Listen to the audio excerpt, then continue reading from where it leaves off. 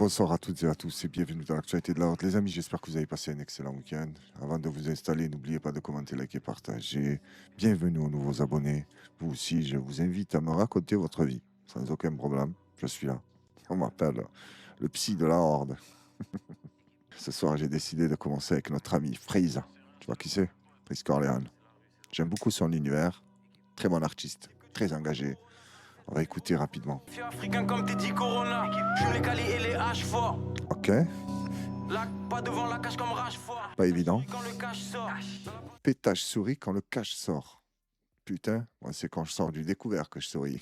Je crois qu'on n'a pas les mêmes problèmes, Freeze. Du genre taquin, tu vois. J'aime bien avoir le compte en banque rempli, des phrases interdites dans les amplis. Il a raison. Mais bref, ce n'est pas le sujet. On va commencer avec une vidéo assez sulfureuse. Je m'y attendais pas du tout. On regarde. Rien que je m'adapte en fonction des cibles, j'ai les munitions. Et je laisse Dieu s'occuper d'eux pour le châtiment. Gros nuage de loud, la LDO dans le bâtiment. Vous êtes de l'un négro, je téléphone. J'entends des échos au téléphone. Allô? Je ne peux pas vous dire ce qu'il cachait dans ses burnes, mais ce que je peux vous dire, c'est que ça lui a pas sauvé la vie. Tu peux m'expliquer pourquoi il a sorti un briquet pour foutre le feu dans la voiture où il était? C'est un comportement normal, ça? Il avait soif de liberté. Regarde le destin. L'a entendu. Il a libéré. Bon, assez violemment, mais c'est ce qu'il cherchait, non? Quitter ce véhicule par n'importe quel moyen. Ben voilà. Après, je sais pas pourquoi il a été arrêté. Mais si c'est un délit mineur, c'est dommage pour lui. Mais si c'est un délit majeur, j'espère qu'après le pare-brise, il s'est pris un autre pare-brise. C'était assez surprenant comme vidéo. Mais bon, comme d'habitude, rien à foutre. Ça changera rien à ma vie. On passe à la vidéo suivante. Là, on passe à une vidéo d'un homme qui va nous appeler à boycotter la marque Isla Delis. Pour ceux qui ne savent pas ce que c'est, chose qui m'étonnerait fortement, c'est les spécialistes de la charcuterie halal en France.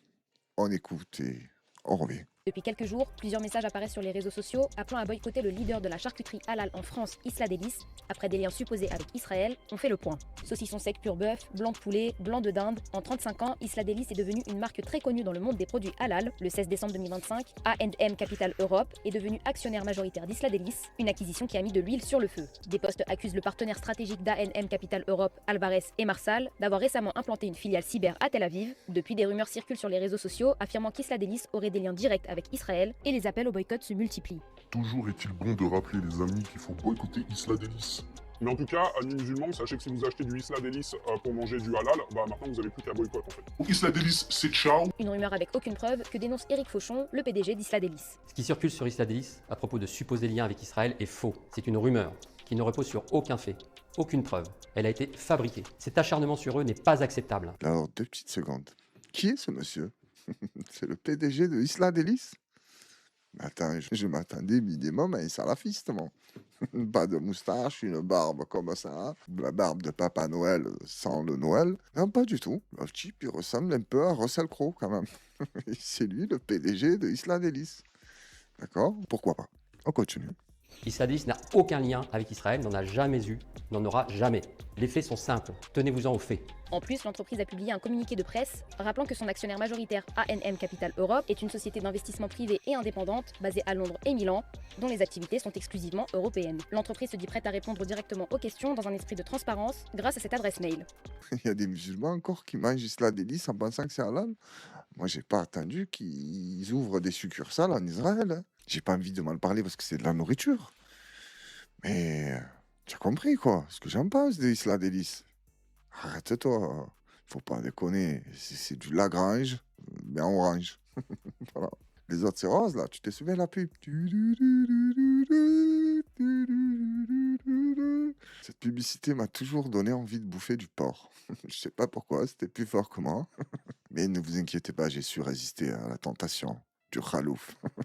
Il faut dire que j'ai été fort, hein, pour pas glisser. Je pense qu'il y en a énormément des musulmans après cette pub qu'ils ont glissé. Une fois qu'ils ont visionné cette pub, tous les dogmes et leurs principes se sont volatilisés. Je me souviens plus exactement de la pub, je crois qu'il y avait une petite fille, non? Elle jouait de la flûte ou non, même pas, je crois qu'il y avait un chien dans l'histoire. Ben, il y a énormément de gens qui ont regardé cette pub et ils se sont dit, et puis merde, Pourquoi pas? Qu'est-ce que c'est une tranche de jambon? Ça s'est habillé déterminé, c'est allé à Carrefour, ça l'a mangé dans le rayon. Ah, tu sais comment il est, l'arabe. Il est voleur.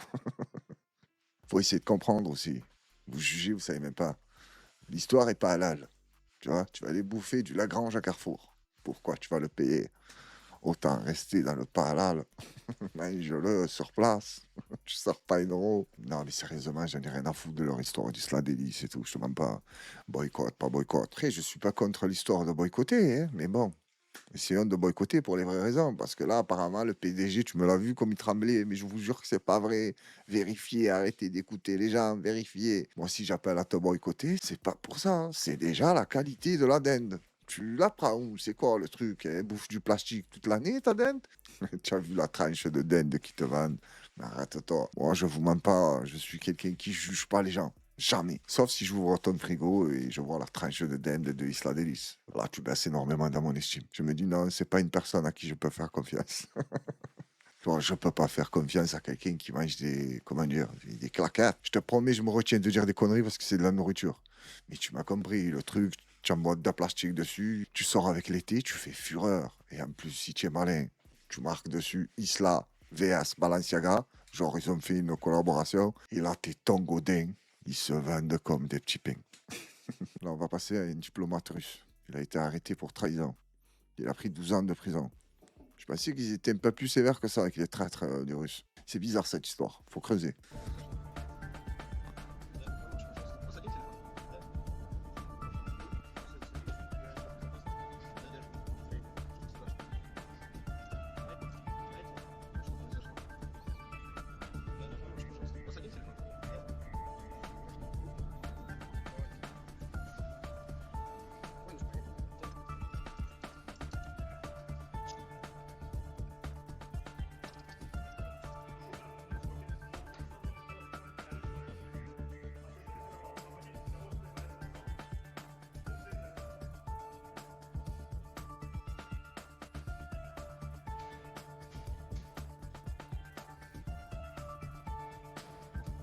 C'est le même type, parce que j'ai l'impression que dans la voiture, il faisait très diplomate. Derrière les barreaux, il faisait un peu plus tueur en série. Il a de la chance, hein, il n'a pas été jugé pour haute trahison. Parce que là, c'est peine de mort. Non, je déconne, mais d'ailleurs, je me pose la question, ça existe la peine de mort en Russie? Je crois pas, non? L'officielle, hein. L'officieuse, elle existe dans tous les pays. Ça, ne te pose jamais la question. Je parle de tout ce qui est officiel. Faut signer des papiers, tu mets des tampons, tout ça, et après, il te coupe la tronche. Je parle pas de l'autre où il demande à personne, il débarque chez toi et l'histoire est réglée. Non, ça là, je suis pas complètement débile. Là, on passe à une parodie très bien faite, je trouve. Je ne sais pas qui est ce type, mais il est bon. Regarde comment il refait Guillaume Play et même Nicolas Sarkozy, hein. Tu as vu un peu le nom? Les gens. On regarde. Un ancien président de la République. Il va nous parler de son expérience un peu en prison. C'est monsieur Nicolas Sarkozy. Bonjour, je suis Nicolas Sarkozy. Je suis invité chez Guillaume Plot, dans Les Gens, et c'est parti.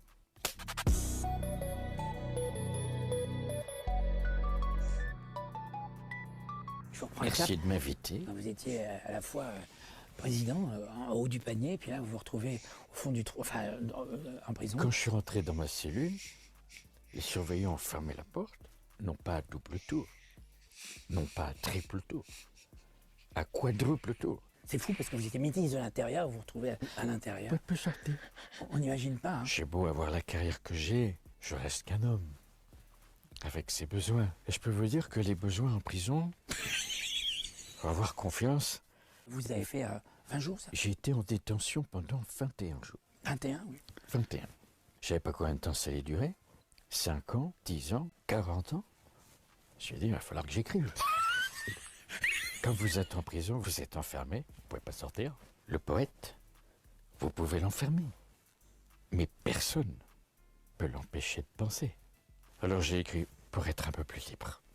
Vous avez entendu des voix, des choses, à part les gens qui vous insultaient? Vous savez, quand vous êtes toute la journée tout seul, vous pouvez parler qu'avec vous-même. J'ai eu l'occasion de le dire par le passé. Avant chaque élection, j'ai changé. Mais avec l'expérience que j'ai vécue, ça veut dire que j'ai vraiment changé. Évidemment, j'ai pensé à mes enfants. Louis a eu la délicatesse de m'envoyer quelques fruits. Des mangues, des citrons de menton, Quand je suis sorti de prison, j'ai allumé mon téléphone. 332 messages. Ah waouh. 330 de Carla. Et 2 de mes avocats. Qui pensez-vous à qui que j'ai répondu? À mes avocats, car je suis innocent. Et surtout, j'ai compris que la vérité, c'est pas ce qu'on dit. C'est ce qu'on ressent. Il y a des vérités. Et la mienne, c'est que je suis innocent. Je le dis, je le redis, et je continuerai à le dire, tant que la vérité n'aura pas admis qu'elle s'est trompée. Et j'ai découvert qu'on est plus fort quand on est faible. C'est quand on est faible qu'on peut savoir qu'on est fort.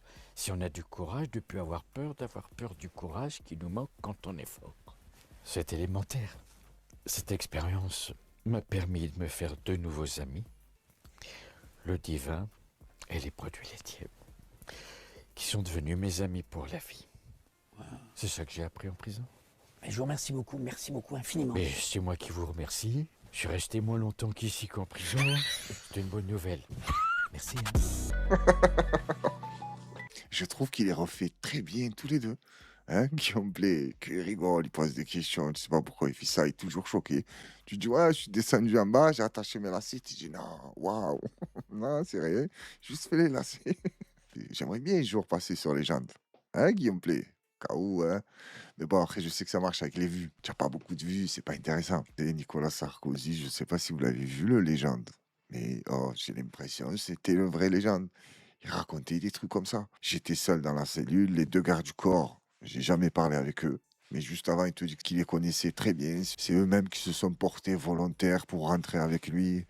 Et il t'a dit, je leur ai jamais adressé la parole. Ok, on va te croire, il n'y a pas de souci. Il commence aussi à parler un peu de Dieu. J'entendais des voix, ou je sais pas quoi, la voix du poète. Je me suis mis à écrire, comme d'habitude. C'est un homme politique. Il racontait que des trucs. On va savoir si 5% de tout ce qu'il a raconté, c'était vrai.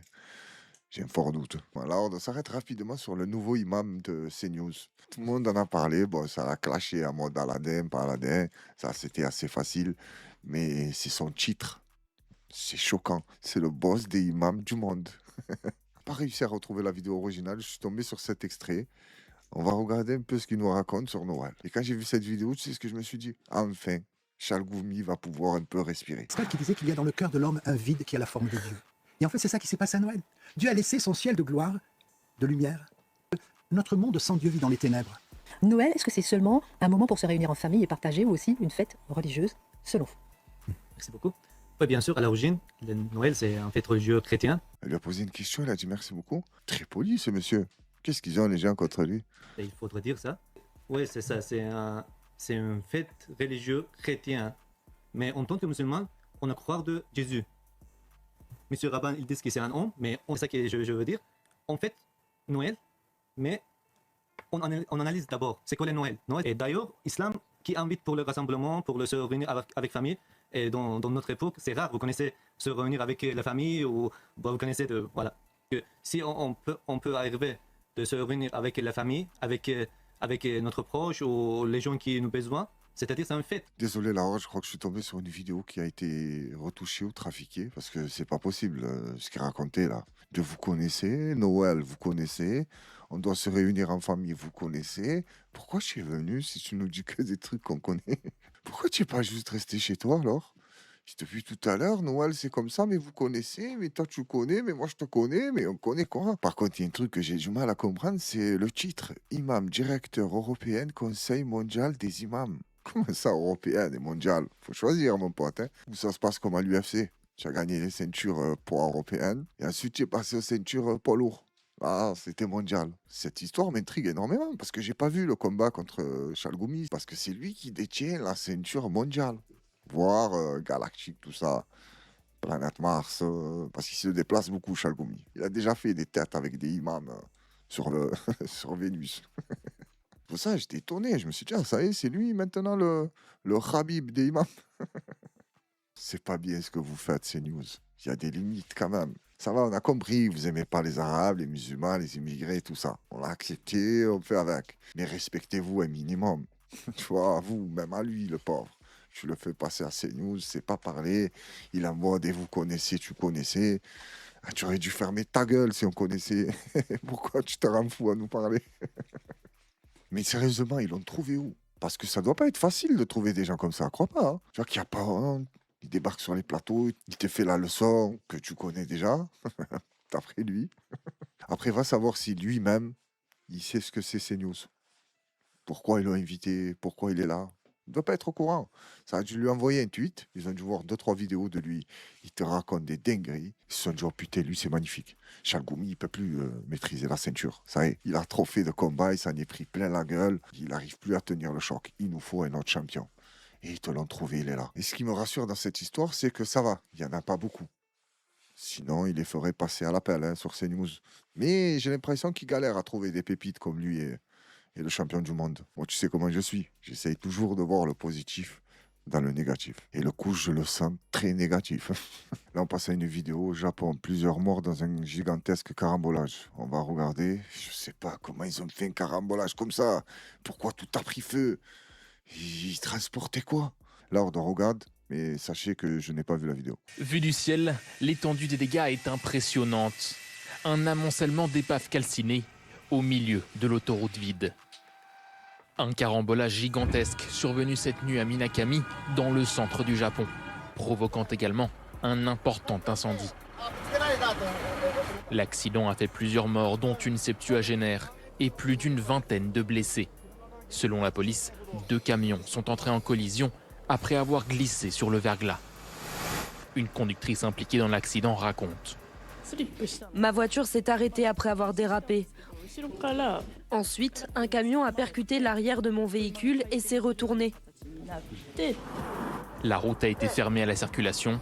Les automobilistes ont été invités à prendre d'autres itinéraires. Après avoir regardé la vidéo, je comprends beaucoup mieux. C'est une histoire de verglas. On a glissé, on se rentre dedans. Bon, pour ceux que ça leur a coûté la vie, qui reposent en paix, force à leur famille. Et les blessés, j'espère qu'ils vont s'en sortir. Hein. Faut faire attention parce qu'apparemment, il n'y a pas qu'en France hein, que les gens ne savent pas conduire quand il pleut. Tu as remarqué ça? Les gens, ils savent pas conduire quand il pleut. Quand il neige dans le sud, ça, c'est encore pire. Hein. Ça y est, les gens, la ville, elle est bloquée. Mais quand il pleut, je sais pas, les gens, ils perdent toute faculté à pouvoir conduire normalement. Je sais pas si je vous ai déjà parlé de ma phobie, mais c'est les bouchons, la route, tout ça là. Oh là là, c'est un truc. C'est un truc, même moi, je me reconnais pas. Quand je me retrouve dans les bouchons, où ça me fait des actions bizarres sur la route. D'ailleurs, ça, c'est une vraie question. Pourquoi les gens changent au volant? Et dans le sud, c'est encore pire. J'ai l'impression, hein, je n'ai pas conduit, je sais pas où. Détends-toi. Peut-être que chez toi aussi, que des gens bizarres. Mais ici, je me suis pris des gros fucks par des mamies de 80 ans. Et en plus, elles viennent de te faire une dinguerie, hein, surtout quand j'étais en moto. Ça me coupait la route, sans pitié.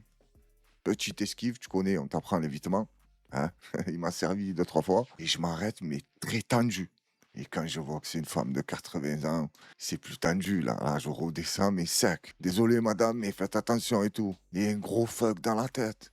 Il n'y a pas de faire attention, je t'emmerde. Oui, elle, ça se voit, la grandie avec du ACDC, c'est pas possible. Tu as failli me tuer, je viens de te dire, madame, attention à vous. Parce qu'en plus, je lui dis pour elle, moi, fais attention. Elle m'a fait un fuck. Qu'est-ce que tu veux que je te dise? J'ai accepté. Voilà. C'est une ancienne, elle a le droit de me faire des fucks, de me quiller, de me rouler dessus. Ben, j'aurais rien fait. Alors là, on s'arrête sur une vidéo d'une bagarre. Mamma mia. Extraordinaire. J'arrive pas à comprendre le contexte, le pourquoi, du comment, qui est avec qui est en dispute avec qui. Incompréhensible. Regarde. Well, the Three Stooges are at it again. A swing and a miss, a kick to the friggin' spare ribs, and another kick to the back. And now it looks like he's trying to break up the fight. An incoming sneak attack once again. I'm confused. What the is going on here? They say great styles make great fights, but when your style is absolute shit, this is the end result. The guy looking like he's dropping a Stanley Steamer and takes a shot to the end, rolling a kick to the spare ribs. Just an absolute clusterfuck of epic proportions here. Could be a lover's quarrel where the romance is officially over. He takes a shot. Now on the ground, another shot to the dome that does absolutely nothing but tickle, and an outside sloppy-ass jalopy leg kick now tries to come in with some discount Karate Kid bullshit. You can see the estrogen in the air as they continue to struggle here. Just an absolute pitiful display of over-emotional drunks with White Claw running through their veins while looking like they're swatting for flies.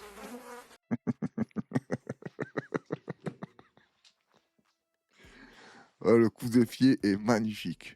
Dommage que le mec ne faisait pas 2 mètres. Parce que là, il le gagne dans la tête avec ça.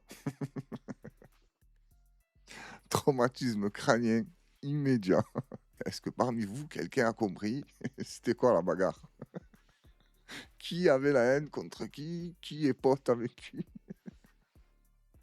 Magnifique, j'aime beaucoup les bagarres comme ça. Tu le vois, c'était pas violent. C'était amusant, ils s'exprimaient. Ils avaient une manière de s'exprimer particulière. Bon, l'alcool, ça joue beaucoup, hein.